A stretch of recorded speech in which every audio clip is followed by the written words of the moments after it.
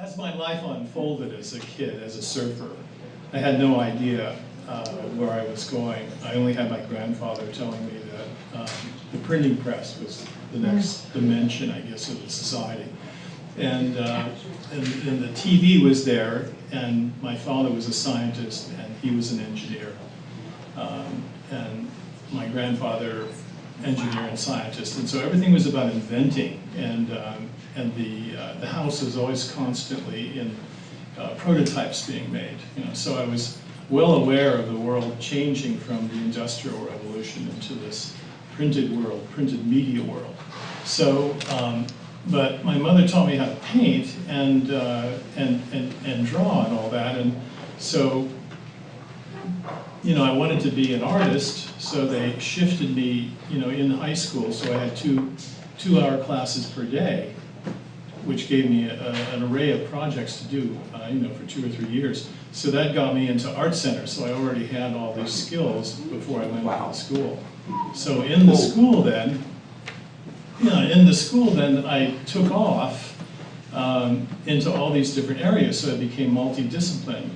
So I could, to make comps, you had to actually be able to draw the actual type. You could have it set, but then that would be an expense. So everything had to be derived from your own communication process with your skills. So as I got into, through Art Center and into Chenard, Disney had bought into the school and brought this technology to Chenard. And Chenard was really known as a fine art school, and all of a sudden there was programs in animation and movie making and video and all those sorts of things. So I wrote a kind of an essay on doing a happening, and the pop world was really kind of happening, you know, and because I had industrial design production skills, I could work in the promotion area. So I got a job at Capitol Records, and by day I would, you know, be there in my suit and entertaining all these different executives and going to lunch with them and getting through the Beatles and all these different, you know, kind of amazing things that were in the media.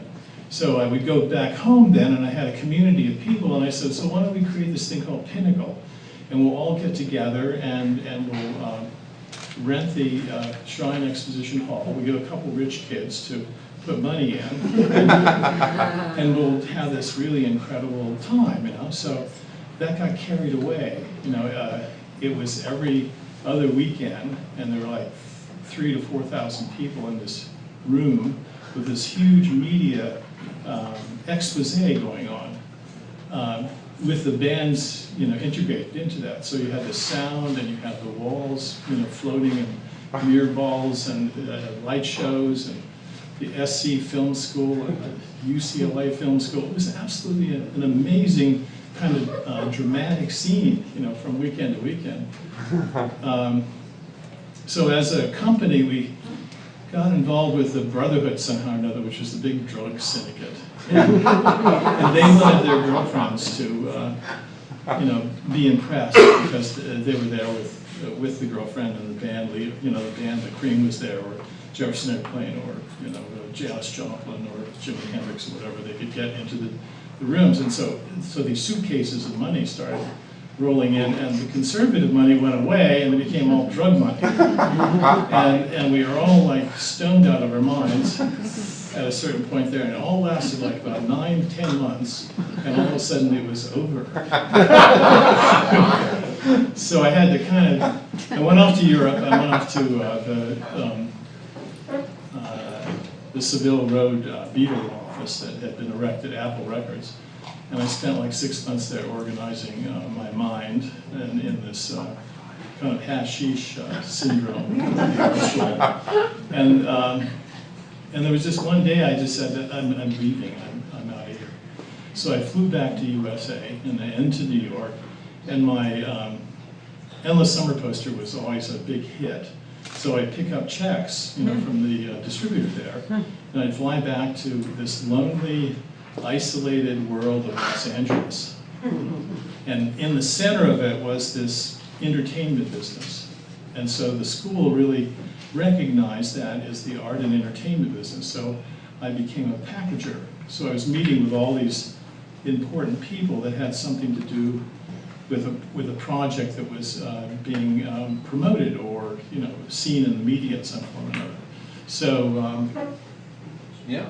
Now we're through that part. Yeah. Well, one thing that's interesting is the posters, famous psychedelic rock art posters from the time, weren't really made to be art, right? I mean, it was just to promote your shows. No, behind the scenes, everyone was, thinking that they were Toulouse-Lautrec. And there just happened to be a press in San Francisco that was called Toulouse-Lautrec. Yeah. And so all the posters from San Francisco. My Hendrix poster, everyone, because Pinnacle just was in and then collapsed, no one really knew it ever happened. It was just sort of a slice of the society that from 18 to 35, these people that came there for these events, and they saw them, and then it just all went away, and everything resumed back to clubs like the Whiskey and Hollywood Bowl and all those sorts of venues. And so when someone sees my Hendrix poster in San Francisco, they think it was made there, that it is a part of the scene. And then my name is so complicated. Yeah. And it's on the poster. They just don't know who it is. They just know that's really a great poster. And so it has this history behind it. And so, just the other day, we made a deal with, what's her name? Gina, or the person who owns the Hendrix estate. We made a deal on picks that you can, taking the drawing and reducing it down to 1 inch and putting it into a pick, and you can pick with the dream who he was to you. Yeah. That's brilliant. And of course you got to do Exile on Main Street, which was an incredible album at the time. Albums used to be this big, and you used to really get engaged with them, and they moved you, and they were really deep and rich. And this kind of was a precursor of punk graphics, I think. Yeah. The room was Jagger and Richards and all the drama of the Stones, and there I was in the middle of it, and sitting with Jagger on this kind of an ottoman, and who comes in the door but Robert Frank? I said, wow, I know him from my art school days. So I say into Jagger's ear, I'm there as the designer. I said, so have him do the book. Because we had already been through another breakfast meeting that he didn't like what was going on that I presented. So then he went.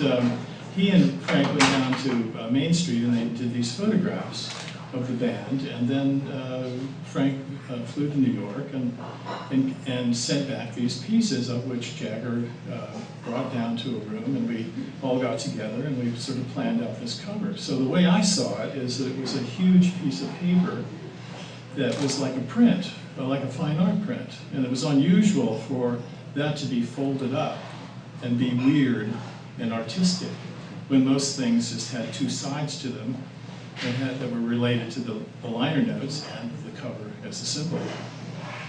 So all of a sudden this very complex piece of graphic work takes the consumer by storm, but they don't really buy into it. That's what's so funny about it. But then all of a sudden before you know it, by 74, all these Xerox machines are rolling, and they're all looking at this thing. Oh, look how loose that is, huh? With the tape and rip and this and that, And so it just became a style that went on for probably 6 years or something like that. It still goes on today. Yeah. And then coming into the present day, it seems like you got relevant again by just doing your own posters and just eliminating the middleman.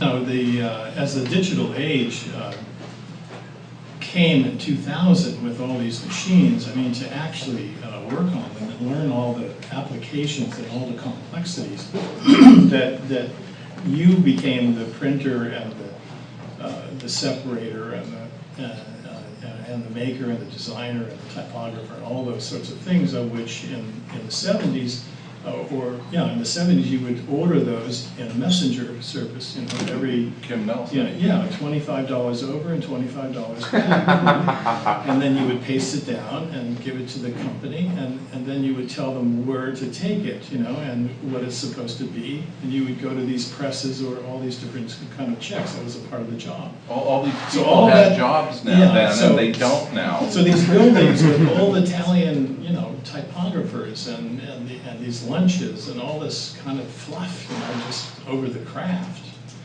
all of a sudden is reduced down to Illustrator and Photoshop. And all those buildings are gone.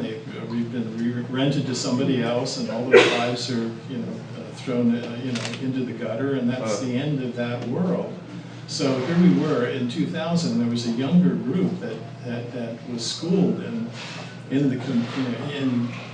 Illustrator and all these different programs, and so as a senior designer, it just wasn't a place for me. So I kind of imploded into being a person who I would just take my own talent and I would build a product. And that product then would be something I could sell. So I took the endless summer and went down to Richard Eduardo's, and he was just starting his studio, and we printed like 250 of them, sold them for $1,200 a piece. And then it did another edition. So that's like $600,000 going by of paper, published paper, that I'm controlling, that I'm not having to share it with anybody except for the retailer. If I did do that, most of it is direct sales. So then I did a Hendrix poster. That sold out. That was like $80,000 went by. So as there was in 2005, and Alita and I, who was my wife and business manager and dealer, we went to Las Vegas to a magic show, to show our posters. I had just printed a new Hendrix poster. And that Hendrix poster just caught everybody's eye. It was just the right thing at the right time. And then I would have these three big prints in the background. So while they were buying a $40 piece, they were looking at the $1,200 piece. It became a stature. And these two businessmen got in front of me, and I knew the one, and he had brought the other. And it turned out it was Eric Clapton's business manager in the merchandising area. So he bought two prints, a Hendrix and in the summer, and he said, by the way, would you do a poster for us? We're introducing the cream to the Royal Albert Hall. We're going to do a big event there for 4 days. And they said, we have a merchandiser in Europe, so you'll do it here, and then we'll have them printed over there. So so I had to really quickly learn how to work that out in terms of the digital files, because everything was going directly to plate. You had to have all that production in line, so it went, from the pre-press place into the plate and then onto these presses. So I was rejected once. They said they didn't understand it, they couldn't do it, and then finally they were made to print it, and so they were made to print 1,500 of them. It was a big, dramatic, 24 by 36 poster, and it had a transparent tube that was so long with red caps on it, so that it looked like just a wonderful package, like something for Christmas. And so I was at the studio, and I had my telephone with me, and I get this call from Nigel, and he's in the front room of Royal Albert Hall, and he said, John, your poster's a sellout. It's sold out in 15 minutes. And the guy only printed 500, so we were off for a couple of days. He's going to go back and print the rest. So all of that passes. So there's a postcard that was made as well, and I slipped that into a DVD case, and told him to take it out to Warner Brothers. And he arrives at Warner Brothers. They have the same case, right? So they say, okay, it's going to be a DVD case, So the poster is being reduced down into this world, of merchandising, and I hadn't been in there for a long, long time. You know, that's like a whole other world. So we met someone from Tower, and with Rhino and all that and these different products, I went on the road signing these posters as this rock and roll poster designer. And we went, you know, 12,000 miles around the U.S. in a Jeep, going to all these different places, and picking up like $400, $500, $1,000. Plus they were buying the big prints. I must have made, you know, like $50,000 in 3 months. It was incredible. Woo! So I ended up back at the studio, and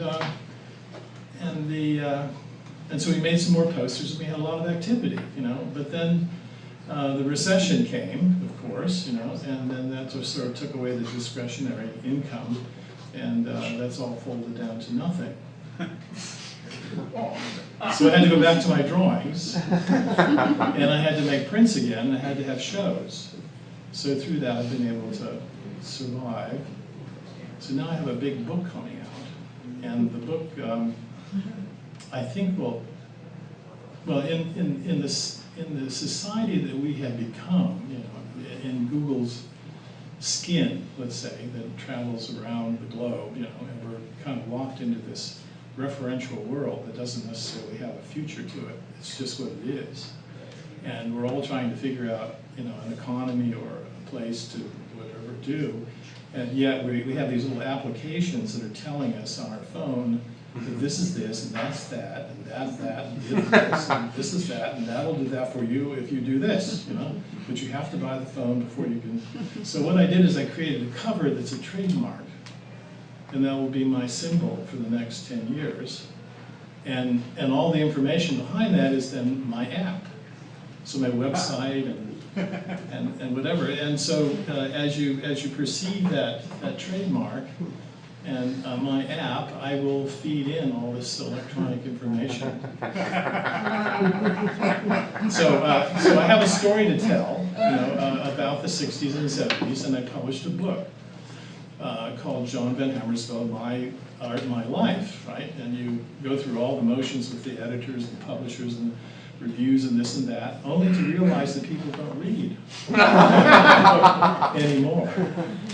So then from that position, I had to say, well, I'll do this picture book. And so that's what we're getting, a 304-page picture book.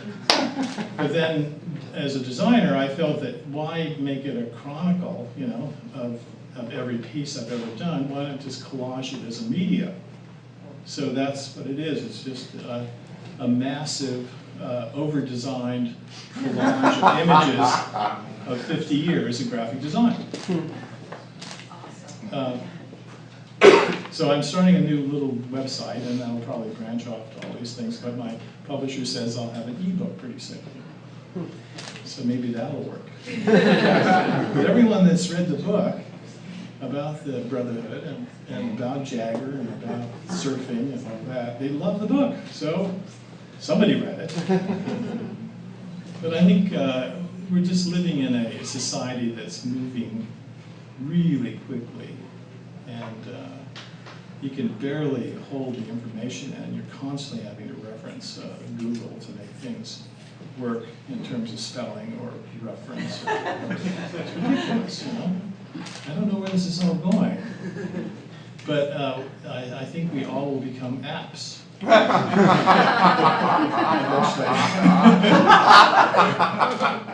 all our own brand.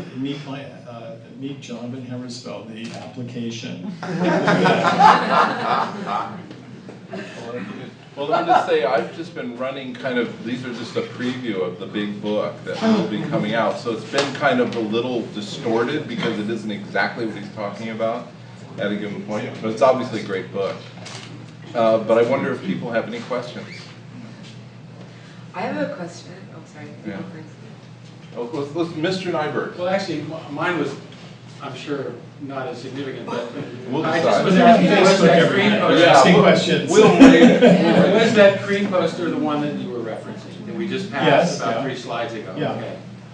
So we didn't get to see a picture of the beautiful package like Right, no, that's an app. What does this app do? That's my question. Well, when you have this thing in your mind and you want to know it, very much like Google, you'll go to the Ben Hamersveld app and you'll be able to enter it and see it. Well, when I get my phone that takes apps, I'll get that. Yeah, but in Facebook, I run it like a blog, so you see it anyway, right? And you can blow it up on your screen. You just can't get it really big, or you have to tangibly get it through Alita and pay the $100 or whatever to complete the visual sampling. And Ms. Dambrot? Oh, you yeah. have a- Well, my question was because your visual style is so strong and so instantly recognizable, but then so much of, obviously not all of it, so much of your best known work was in service of or in collaboration of or by contract of, let's say, for example, a record cover. So I was just wondering if you would mind talk for a minute about sort of like which came first or what that balance was like, if they played you the whole record and talked to you about their artistic intentions or how collaborative it really was. I have a good story for that. Okay, yes. So I was having a difficult time, in 1970, trying to figure out what to do after the 60s went by, and it was in a recession, and everything was everything had folded up and was gone, and these corporations were being erected, and they were buying up all the information and bringing people into the companies and all that, and so I ended up meeting a guy by the name of Norman Seif, who was from South Africa and had been a medical doctor, a psychologist, and he said he was never a photographer. He just found this tool, and he was in New York, and he shot a picture of the band, and he got this job, making an album cover. And so there he is in front of me, and I'm there, wondering too what's happened. So we become partners. So he's doing the photographs, and I'm doing the designing. And the money is rolling in, but it's little bits and pieces because it's the company's budgets. So I go back and I do a big think, and I drive down Sunset Boulevard, and I stop at this building, and I open this door, and these two little old Jew guys from almost like Las Vegas, and I being a half Jew, I said, oh, good, we can. So we sit down and we talk about this contract that they do, and you can get 80 cents on the dollar immediately if the contract is signed. So I would, flamboyantly leave the studio, and I would go see business managers and people who were making projects, making records or making movies, and I would get them to sign the contract for $10,000 or $20,000, and it would take 6 weeks, to do the project. So I'd have like about 7 or 8 of them in line, and sometimes 30, where I was, I was rolling $300,000 through the studio, and it was all prepaid. But they hated me at the record companies because I would come in from a different position, and they would abruptly say, but we only paid $850 for this. Why are you asking $10,000? And then the lawyer at the company is pressing and says, you have to pay it. And that became what it was, And so as I made it through all that, and these large projects and these interesting people, I became a corporate consultant to these presidents and vice presidents, and that brought a certain kind of work, where I was always with the president, and there was a door to the accountant, and whatever I talked about, they would call the accountant over, and the guy would sign the check and hand it to me. It didn't come in the mail. So it was all a matter of getting their confidence, and having a career behind it. But as the graphic world was so big, and the companies were so diverse, and there were so many machines out there, different kinds of machines, that it sort of flattened out, and they released too many records, and there just wasn't, there were piles of records in stores that got returned, so they started seeing bills for $500,000 they had to pay in returns. So in came, in 1980, in came these little rooms at the record companies where they were looking at videos. And then that became, by 2000, by 82, it became like 24-hour TV, and the art departments got squashed down, and these new people who directed dance, and film and entertainment became the sport of the time. So the record business went off into the video, and then just kept breaking itself down, and that's really a part of the postmodern process, is that everything is a fragment, being fragmented, to be fragmented, only to be fragmented, for fragmentation. And then there's always somebody who says, we can segment this. We can turn this into we can take all these fragments and we can create a segment that'll work, but then it gets cut up and goes away. And so that's where we are. We can't seem to form any sense of reason without it being invaded, by another faction. So it's like the election today for the Republicans. It's just like a postmodern play, a fragmentation from one moment to the other. Yeah. Any other questions over here? Up to the north? That's right. Oh, No, yeah. I was just going to say that, you're hearing about the fragmentation of the culture, and all of that's true, but, I mean, I think, what, the sort of thing that Shana was talking about with respect to blurring of disciplines and, But I think that's been there cross-media. all. But what I'm saying is that I think a lot of the processes that you were sort of hands-on involved with, including like productions like Magical Mystery Tour, Exile on Main Street, anticipate so much of that because they were sort of creating an entire world, an entire media experience that when you opened up the Exile on Main Street or Magical Mystery Tour, you had this entire But for only multimedia 8 experience. days. What? Only for 8 days.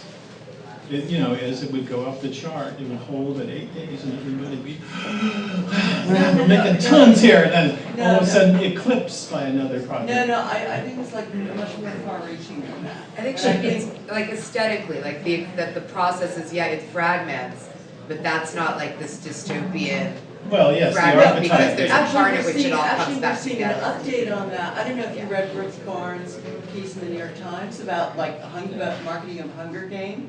The Hunger Games. We're seeing like sort of a new level of this kind of like Of the mix. multimedia Of experience. the mix. Yes. And so much of that is anticipated in a lot of the things that you were involved in. The Exile on Main Street, that brings sort of like an entire world Yeah. to, Well, that let focuses me the entire interrupt for a world. second. I'm sorry, but I think we have to finish, and we're gonna have a band here with real music, and let's All right, that continue the sounds good. conversation after the music. That sounds good. And